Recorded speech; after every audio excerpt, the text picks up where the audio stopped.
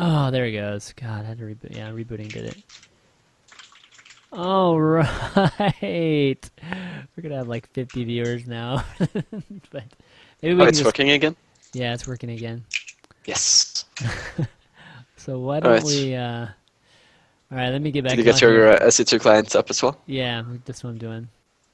Okay. We can go back to 13 13 minutes. minutes. Okay. Yeah. Let me That's get when the drops this. start happening, I think. Okay. Well, folks, sorry about that. After Twitch came back up, my XSplit was still in a screwed up state, and oh, actually, Gunrun said they're still dealing with it, but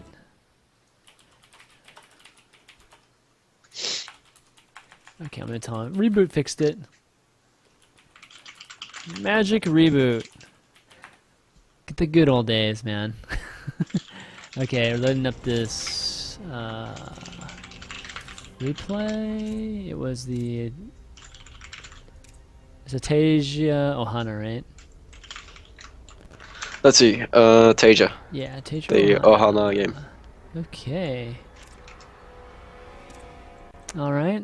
For those of you who don't know what's going on, like I had to reboot the machine before XSplit would, kind of fix itself. So that's why I'm loading up SE2. I'm going to get back to 13 minutes in this replay, and then we can continue with Snute. Awesome Snute here. Okay, going. All right, let me show you that we're going. Yeah, thanks for sticking around, guys, and I guess asking Snute some questions and doing that sort of thing. Okay, we'll get to 13 minutes, and I promise we'll still be doing it. We'll still do the giveaway at the end. So we're gonna have to think of something. Think of something that we've done during the show that we can ask folks.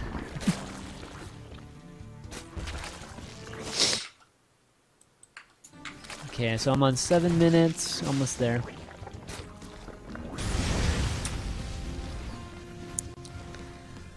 You go Hive Tech in this game?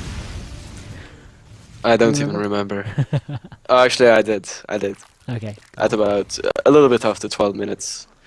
Okay, cool. I usually time it out relative to my upgrades, so that I can start the upgrades right as my 2 complete. Oh, right. Just keep on upgrading.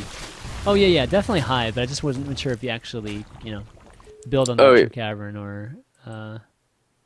I guess we'll have to wait and see. Well, what happened there? Jeez, okay, almost. Alright, so at 13 minutes. And I guess what we'll do is we'll just finish out this replay, and then, we'll do the giveaway after that. Yeah, sure. See what happens. Okay, so are you ready at 13 minutes? Yep. Okay, here we go. 3, 2, 1, go. Okay, so yeah, going back to the drops coming in. Yeah. And a drop like we see here on the left-hand side is really easy to deal with. Like you want to be breaking down rocks, and after that you want to have lings and roaches placed carefully in in all of your bases. My overlord coverage is actually a bit bad on the left side. Yeah, even over there. Okay. Yeah. We also see Taylor using a Viking on the right-hand side to scout for overlords. And this is really clever by the Terrans. When they send out Vikings, it usually means that they will follow up with a medevac drop in the exact same path as the Viking usually takes. That's a good tip. So whenever you see a Viking, try to retake the map control with something on the ground and be extra careful, because there might be a follow-up drop coming. Okay, so now... I thought your reaction would be just have your units ready for the drop instead. But anyways, we'll talk about that later. You don't know if there's an actual drop coming, but of course you want units ready for that as well. So what I'm doing here actually is kind of a base race. I show him my entire army to pull him out of position. And it turns out to be such a messy engagement. I don't even like this, but it turned out so much better than it's... Yeah, because the tanks were moving, and then your Banes just all landed there. So it's not a bad tactic at all. It can work.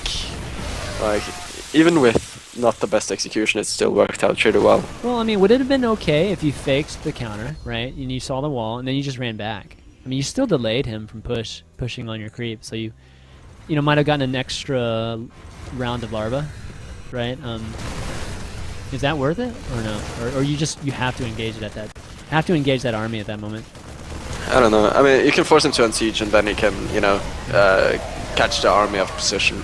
But I feel like a bit more safe way of doing things is to let him come closer to you, and then rather use a force to snipe off reinforcements. Yeah, I guess the point of my question was really, was it a, because a lot of people can do that sort of counter as a way to finesse just getting more units out before he actually pushes.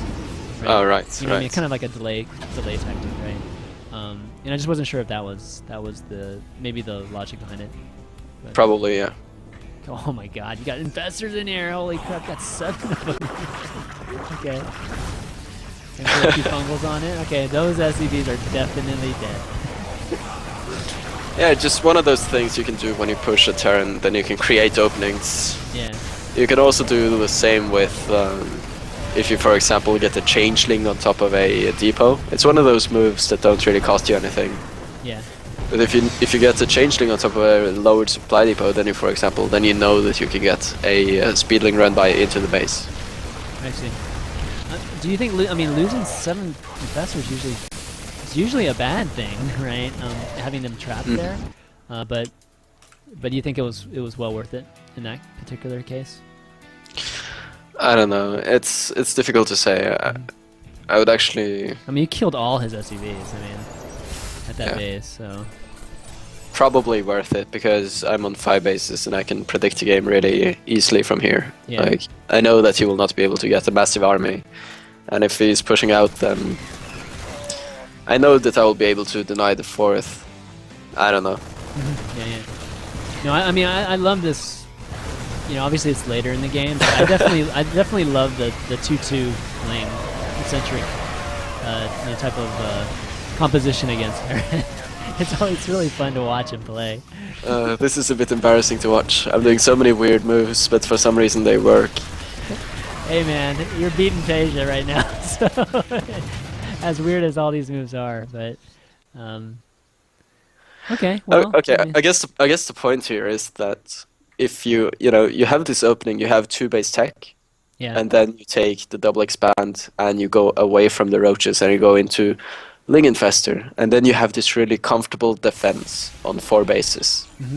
Yep. And then you can go up to 5 bases, and as long as you keep denying the bases of Terran and just keep making an army, then you will be in a really comfortable spot as long as you take good trades. So I think just opening 2 base tech, double expand, expand to your 3rd and then get a solid 3 base economy, and then you can expand even more afterwards and then crush the Terran's 3 base push when it comes. Right. It's a good strategy for most maps, especially these maps that have this, maps that encourage 3 base play from Terran. Antigua Shipyard is also one of those maps, but it works out a bit differently. Right. Cloud Kingdom is a good example on a map that's very nice to open 2 base roach on, because the 3rd is rather far away. It's very exposed to, Hellions and Banshees and stuff. Yep, that's right. And the Terran is very predictable in the way that, he's going to go up to 3 bases. You can deny the 3rd for a bit if you have an overload there. And this type of opening, this type of mid-game can be applied to a lot of maps, and it works just fine. Right. No, I like that, Roach. I mean, like you said, it's perfect against the Banshee Hellion Obian, which is the most common opening right now for this matchup. So.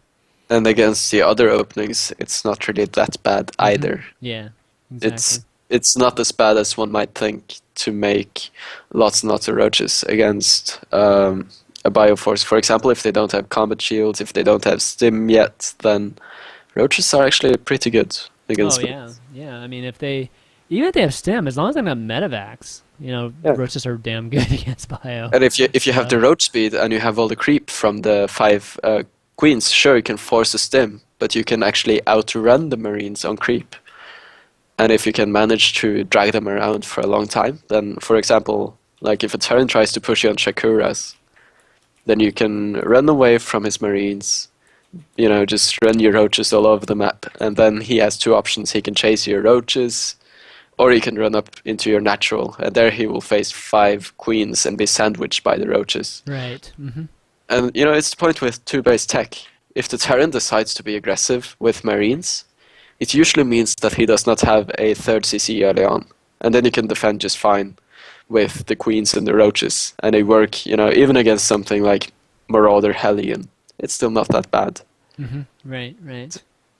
Keep in mind, when you go 2-base, 2-base tech in the army, which is, the roach 2-base play, you have the other option as Zerg, which is the 3-base, where you automatically put yourself in this really defensive stance.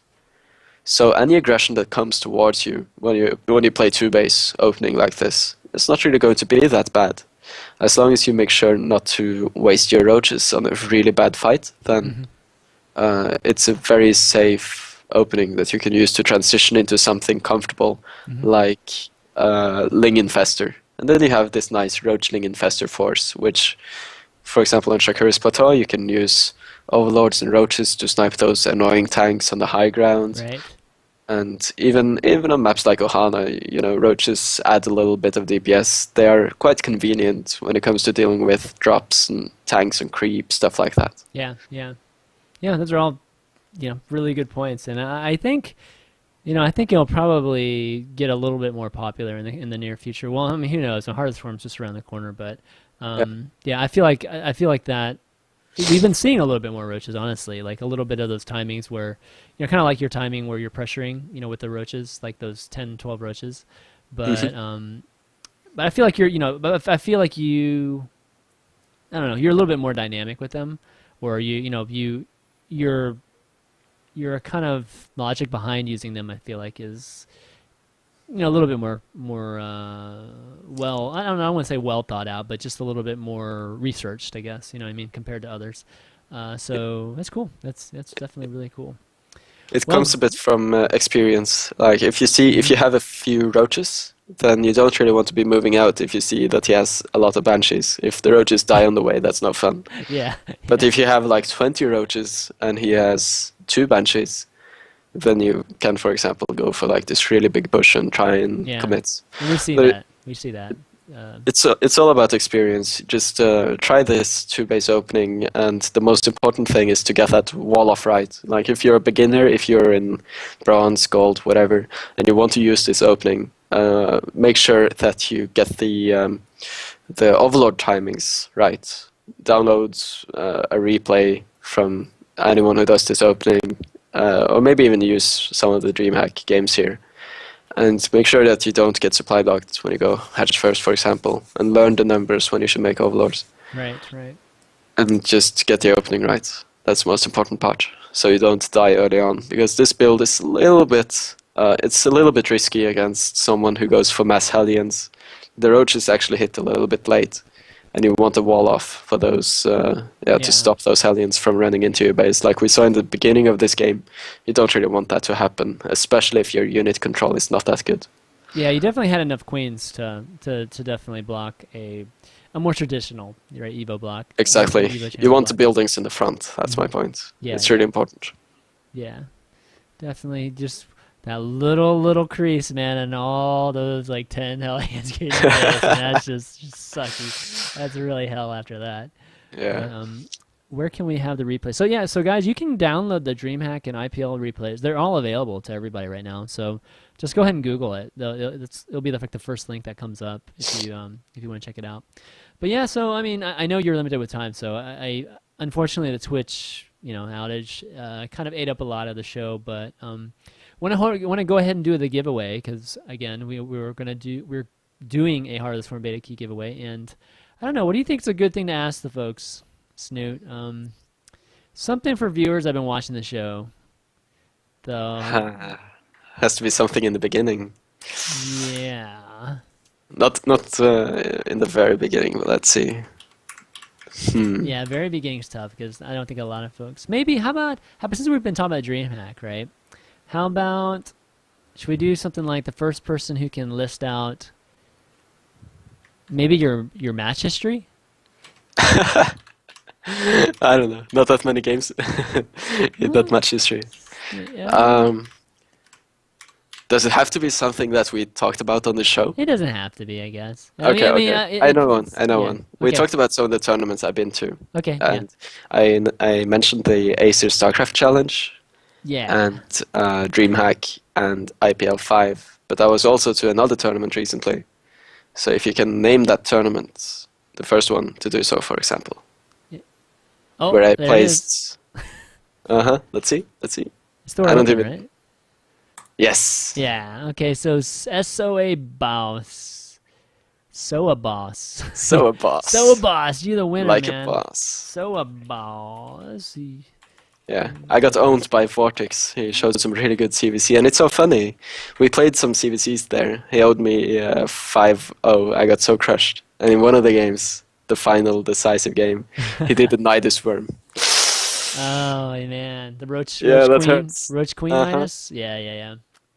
God, those the Roach. You know, the one thing, and you kind of showed it too in your life one is the one thing about that Nidus build. You know, especially against anybody that's going mute. Actually, anybody that's going mute, it's like an auto win. But I've always felt that that the Nidus is like the one way you can come back from behind in ZVZ is if you can pull off that Nidus, you know, that kind of mid game Nidus. And then all of a sudden, it's just like, holy crap, it's a game over like instantly for the other team. Even if you can't take, you know, like when your third's getting delayed and you're like, fuck, I'm like totally behind. And all of a sudden, Nidus into their main, and then you just win. It's like, holy It shit. happens to the best of us. Exactly. It happens to life. It happens to everybody. Exactly. It's been around. I mean, that strategy has been available for a long time. It's just, you know, there's just so many strategies. You just don't see everything all the time. So. But yeah, so Vortex is playing well too. Thankfully those guys are going to keep playing. I was worried both those brothers were going to start studying soon, but it sounds like they were going to continue playing this at least the beginning of the next year. So Vortex is actually not even playing full time, so that's quite amazing. I know it's Nurtio isn't either. No. It's like Nurtio, Vortex, Lucifron hasn't. I don't think Lucifron's been playing full time either. I'm not sure. I only know for sure that Vortex is not. Yeah, because I always talk to their brother. But yeah, so it should be. I'm obviously looking forward to seeing all you guys just continuing this, you know, kind of great play, just going into 2013. Should be awesome. But anyways, yeah. So a boss. I will send you the Heart of the Swarm beta key via Twitch. So go ahead and message me on Twitch. And just so I just remember your name, and then we'll send you the HUTS beta key right after. So congratulations, and again, guys, next week we're gonna have a giant, you know, Christmas episode. So unfortunately, Snute, you know, probably won't be able to drop by just because you'll be at Home Story, and some of the other folks that are in Home Story won't be able to come by because they'll be busy playing, you know, and trying to win money and hanging out at Take's house. But yeah. It's gonna be so nice, so cozy. Yeah, exactly. That tournament's always so great because of really just the laid backness of it all. You know what I mean? It's kind of funny that it's the reverse, I wouldn't say lack of production, but but just kind of a more relaxed production ends up having a huge. It's impact. not like a main stage tournament. Exactly. It's not one of those big cold venues. Yeah, it's not, but you know, but for the viewers, it's just as I feel like it's just as entertaining and Absolutely. kind of has that cool angle. But anyways, folks, yeah, come and join us for that Christmas episode. There'll be tons of giveaways. I mean, like a lot of giveaways. So, you know, I'll have some more Heart of the Swarm beta keys and Razor gear, and hopefully some Blizzard. I don't know what they're sending me. They could be sending me games. They could be, I'm not sure, exact posters. I'm not sure. But they're going to be sending me stuff to give out to you guys too. And, you know, maybe I'll get some coaching too from some of the pros that have been on Pro Corner for a while to maybe offer up to you guys too. So yeah, so come join the Christmas episode next week. And Snute, man, it's been awesome having you on. I wish we would have gotten a full episode. It was so great. So Maybe another time. Yeah, I'll have to have you on again soon. But yeah, you have any shout outs or thank yous that you wanna do? shoutouts to my team, I guess, and all the Yeah. Norwegian people.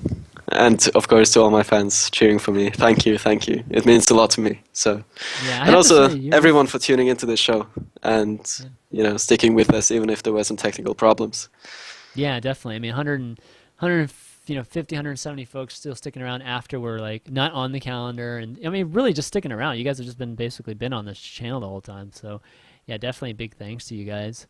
But I have to say, Snute, like your fans are some of the, I mean, it sounds cheesy and all, but your fans are some of the best fans. I have to say. Like I know some of your like some big fans of yours, like personally, and they're great, man. They're really great people.